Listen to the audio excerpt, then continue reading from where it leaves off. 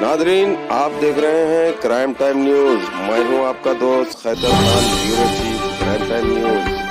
हर तरह की खबर से जुड़े रहने के लिए हमारे चैनल को लाइक करें, सब्सक्राइब करें और देखते रहिए क्राइम टाइम न्यूज।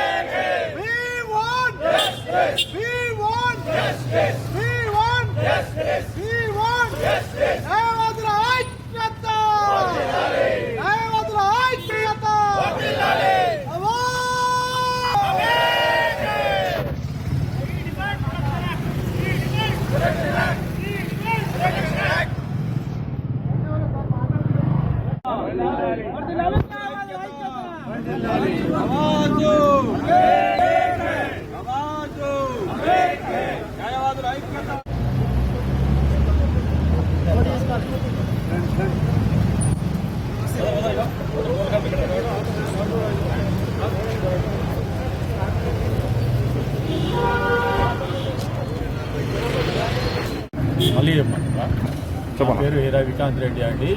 నిన్న జరిగిన సంఘటనలో నేనే ఉన్నాను. దాంట్లో ఆ వ్యక్తి ఒక ఆయన వెంకట సాయి అనేట ఆయన ఈ 4 కేసులు ఉన్నాయి. ఆయన ఈ 2 కేసులు నేనే అక్విటల్ చేసినాను. మిగిలిన కేసులు కూడా నా దగ్గరనే నడుస్తున్నాయి. అవి డబ్బులు అడగడానికి, ఫీజు అడగడానికి వెళ్తే ఆయన నన్ను దుర్భాషలాడుతూ నా కాలర్ పట్టుకోవడం జరిగింది. దానికి సంబంధించి నా సహోదర న్యాయవాదులు అందరూ కూడా అతన్ని అడ్డుకొని అతన్ని తీసుకొని పోయి పోలీస్ స్టేషన్లో అప్పగించి కంప్లైంట్ చేయడం జరిగింది.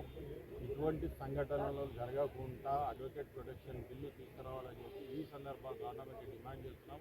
అలాగే నాకు సహకరించిన నా బార్ అసోసియేషన్ సభ్యులకు మరియు నా కోసం అని చెప్పేసి అన్ని బార్ అసోసియేషన్లు వాళ్ళ అబ్సెంట్ వర్క్ చేస్తున్నందుకు వాళ్ళందరికీ కూడా ఈ సందర్భంగా కృతజ్ఞత తెలుసుకుంటూ వారి సహకారానికి తలవంచి నమస్కరిస్తూ ఈ రాజేంద్రనగర్ బార్ పూర్తి సహాయక నాకు అందించిన మా ప్రెసిడెంట్, సెక్రటరీ మరియు నా సహోదర న్యాయవాదులందరికీ కూడా మనస్ఫూర్తిగా కృతజ్ఞతలు తెలుపుకుంటూ ఇది నేను ex president of the Rajendrapur bar association.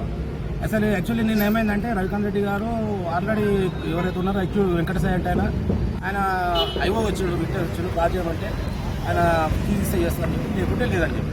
కానీ ఫీజు అడిగినందుకు ఆయన భౌతికంగా దాడి చేసిండు, కాలర్ పట్టుకున్నాడు. నా ముందరనే ఆయన మీద హ్యాండిల్ చేసిండు. ఆ తర్వాత మేమంతా తీసుకెళ్ళి పోలీసు కంప్లైంట్ ఇచ్చాము. పోలీసు వాళ్ళు కూడా రెస్పాండ్ అయ్యి వాళ్ళు ఎఫ్ఐఆర్ చేసినారు. కానీ మాకు అడ్వకేట్ ప్రొటెక్షన్ బిల్ ఎన్ని సంవత్సరాలు పోరాడుతున్నాం. కానీ ఇది పబ్లిక్ సర్వెంట్కి వచ్చేసి 186 ఉంది, 332 ఉంది, 333 ఉంది, 53 ఉన్నది. ఇట్లా ఎన్నో సెక్షన్ ప్రొటెక్షన్స్ ఉన్నాయి. అదే డాక్టర్స్ ఉన్నాయి, వాళ్ళకు సపరేట్ బిల్ ఉన్నది, వాళ్ళకు ప్రొటెక్షన్ బిల్. అడ్వకేట్స్కి ఏం బిల్ లేదు. చచ్చిపోతారు ఇక్కడ అడ్వకేట్స్. ఎంతమంది చచ్చిపోవాలి? ఇంకా ఇప్పటికి ఎంతమంది చచ్చిపోతారు, ఎంతమంది దెబ్బలు. ఈ క్రిమినల్స్ తోటి ఈ అడ్వకేట్లకు మాకు దగ్గర సంబంధం ఉంటుంది. కానీ ఫీజు అడిగినా ఏ దానికి క్లారిటీ వచ్చినా కానీ మా మీద అటాక్ అవుతుంది. కాబట్టి మాకు బిల్లు ఇవ్వాలని చెప్పేసి, సపరేట్ బిల్లు అని చెప్పేసి ఈ సందర్భంగా దీన్ని మేము ప్రశ్నికంగా మేము ప్రభుత్వాన్ని డిమాండ్ చేస్తున్నాం.